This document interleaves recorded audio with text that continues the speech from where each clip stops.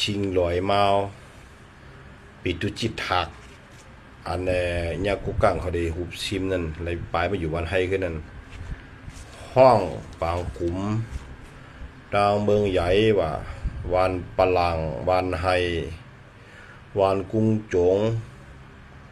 วันลินแตกวันตาปอกแสนดอเจอในเฮาเฮ็ดซึกกูเฮือนไว้เฮ็ดน้ำมึงใหญ่ในบ่เขามือก็เห็นได้ตาเฮ็ดเขาได้ชำจะได้เก็บขอนเข้ากับที่เลยกำจอยตับซึกได้ตาเปิดตางเปิดยำเจอไหนนะ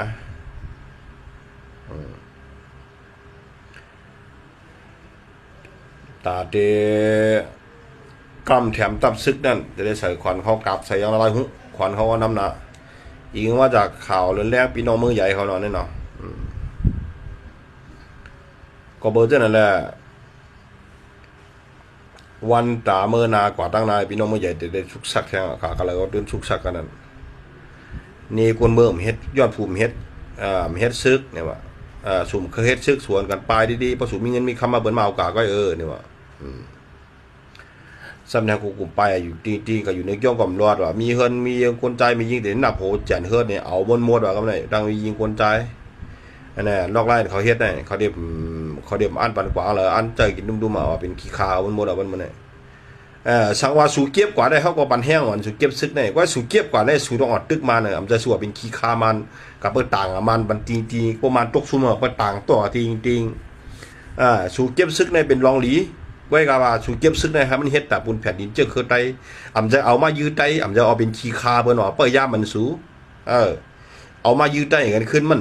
มีพอดีมันเจ้าคือไตสูเก็บกันนั่นพวกสูเก็บไอ้สูตึกเขียนมาโฮมเมอร์เนี่ยตึกเขียนได้ดีกว่ามันก้นปันแห้งเป็นหูปากเตรียมปากเอาก้อนเนื้อก้นปันแห้งมันตอนนี้ปันแห้งสูกูวันกูขึ้นกว่าเนอะเพราะว่าสูเฮ็ดวันเหมือนไอ้มันตกซุ่มกันเอากับจอยกับต่อต่างบันเบิ้นโอ้ยเป็นว่าหันตั้งวันตั้งเมืองหลีจานน่ะมั้งบ่เหมือนไหนนะมึงกวนของไหนบ่ว่าเฮ็ดได้แหละเก็บซึกกว่าแหละตึกตาเจอคือเต้จังกวนเวียดนามเขานั่นมันเวียดนามอ่ะนะยิงกวนใจเก็บกว่าได้ตึกซึกตึกผู้เขียนเต้ด้วยเปิ้นเป็นไหเต้รู้อันนี้เก็บกว่าก้นหลวงกินจอมก้นลูกน้องกินหน่อยนะก้นหลวงก็ว่าเฮ็ดเรียนอัตราบ่รังเหนือก็มาหลีเมืองเขก็มาหลีนั่นนี่ปอกไอ้ก็การวันการเมืองเฮ็ดว่าลุ่มตึกมาน่ะวันมื้อไหนอยู่จอมมาได้น่ะโฮมมาได้น่ะวันมื้อไหนวันนี้นี่มันโคลายโฮมมาโคลายตึกมาเด้อได้หานั่นน่ะมีได้สูไอ้ตึกก็แล้วสูมานี่โยงวันนี้ซึกโคลายอยู่เมืองไทยเมืองไทยก็ละร้อยได้เลี้ยงหานั่นเมื่อตายเป็นกอบเป็นกองน่ะนายปอกอ่ะมื้อนั้นมันว่าตายเป็นกอบเป็นกองโหหมื่นโหเหงมันจ้ามื้อนั้นวันนี้ก็ตึกกันเนาะตั้งเมืองเปียงเนี่ยตั้ง2 หลัก 7 หลักแหละตาโกจะได้เนี่ยก็ปัดกันเนาะก็หันนั่นเนาะว่าเผอตึกมันมีเด็กจุ่มสูงก็จุ่มเบ็ดจุ่มอะไรผีบ้านให้เนี่ยน่ะมานำตึกนะครับกับเป็นจากาต่อมานบันประมาณตกซุ่มอะไรกับป้าก้าวกับต่อป้าเจ้าหานใจสู้เลยกับต่อเงี้ยกับหากินก้าวเขานั่นหมอบการของนั่น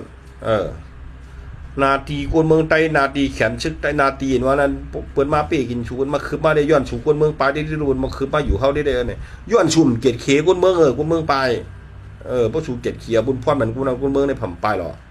สุ่มเฮกังมโนกำซึกจุ่มมาเป้กินมาเก็บขวัญชูก็ซ้ำเก็บขวัญกันน่ะอำพันน่ะปลองโกกังลืมชูจอมกิ๊กจอมหลานนั่นก็เพื่อเก็บกินขวัญกวนเมืองสุ่มเฮ็ดมือตึกมันแล้วสุ่มจอยตึกเนี่ยว่านั่นโกกังเขาว่านั่นโกลอเขาก็ว่าลูกมือตึกมันก็สุ่มจอยตึกชูอยู่ในจุ่ม FCNGG ชุ่มตึกมันเนี่ยน่ะชูมาไปเก็บขวัญในโกกังลืมกำปลองลืมพันน่ะถ้าปะถอนเนี่ยเป็นเจ้านั่นน่ะก็ย้อนเปื่อเฮาละหลายเปลี่ยนตั้งพี่เท่าไหร่เขาอย่าไปนี่คนนั้นคนเมืองไปคนเมืองไหนพวกชูเกตเคมันคนนั้นคนเมืองปันเฮ็ดไฮเฮ็ดหน้าปันยิ้มงามปันเปิ้นเฮ็ดน้ำปันคือมาปีกินก็มาปีกินพวกชูเกตเคนาตีหูเนี่ยมีเพิ่นไปหรอวาดจุ่มเลยก็อย่าว่าอย่าไปมันนี่คนเมืองอย่านี่คนเมืองไปพอซึกจับคือคำมาจุ่มเลยตั้งของล้างจานพอเกตเคมันคนนั้นคนเมืองปันเปิ้นมาปีกินเนี่ยมีเพิ่นไปตัวไว้เลยพวกสุ่มเฮกังมันคนเมืองปันเปิ้นมาปีกินจุ่มสูปีกินนี่ก็บ่หน่ายอยู่แล้วถ้ามาจังจุ่มกำจุ่มมาจุ่มเกตเคเฮกังมันคนนั้นคนเมืองรู้วันมื้อไหนคนเมืองเฮียงมาก็คนเมืองจอยสูโหจอดตีนน่ะ จอยชูนี่หลูเข็บหลูเงินหลูต้องหลูกวนจอยกูมั้ยอ่ำจอยก็ใครปั่นก็ติดข้านะว่าเขาย้อนมากแต่อะไรปั่นได้หามันก็ขายวัวขายไก่ขายสังจิ้มจู้งุนกันในจู้เงินกันในปั่นไหนตับซึกไตเข้ามาไหนยาวข้าวหึงไหนมันจะบ่ำจอยคนเอาคนเมืองในจอยชูกูสิงกูขาบางก็มาเมืองไทยได้คนเมืองไทยน้องอะไรตายอยู่เมื่อได้เชี่ยน้องคนเมืองไทยเนี่ยล่ะสูงมือตั้งเฮินหลูจอยซึกโยงกับสูงมือกำกาดันกาเนี่ยคานมาก็อะไรใส่มันก็ชูเก็บเขียนคนเอาคนเมืองมีเผอปลายหรอวันเมื่อไหร่ชูกันนี่คนเอาคนเมืองว่าชูอ่อนกันไปนี่เป็นบ้าขึ้นอยู่มีคำชูกับเลยเจ้าหรอปัดเบิ้ลเอาไอ้กับเบิ้ลมาเนี่ยพวกเป็นตับซึกความกวนหลงในเบิ้ลลาดเอาความเจอไหนพวกมีตังหูในเบิ้ลลาดเขาหลงอันกันปุ๊กป้องการเมืองอะไรซ้ำเขาซ้ำลาดเอาไว้กับเขาทำเฮ็ดเขาลาดโยนึงเฮ็ดโยนึงคนเมืองมันยุ่มยำเขาย้อนไปว่าเขาเมืองชูกึศตึกกันทั้งหลายปอกชูก็อย่าเลือกรับตึกอาเซียนที่วันเมื่อไหร่ชูกึศตึกกันหลายปอกทำจีปอกต่อชูเฮ็ดเจ้าไม่ปอกรับได้หลายวันเมื่อไหร่ทัดช้างด้วยแหละจุ้งในจุ้งปาดีมันสูงจึงไตจะมาเซ่มาในลาดลองเตะมันผอมไม่ละวนด้วยทัดช้างด้วยผักมันอันเตะอันอะไรปูชูเฮ็ดช้างหลาวันเมื่อไหร่ช่างมันปันคนเมืองไปชูสมเอาเกตเคียนคนเมืองไหลเกตเคียนคนเมืองมาจุ้งหรือว่าปีกินก็ปันตายลายดำเลือจีเวียงจีตอนชูก็มาไปแหมตายตัวช่วยทำตักเสียงช่วยมาตอบเตี้ยนเปิดขึ้น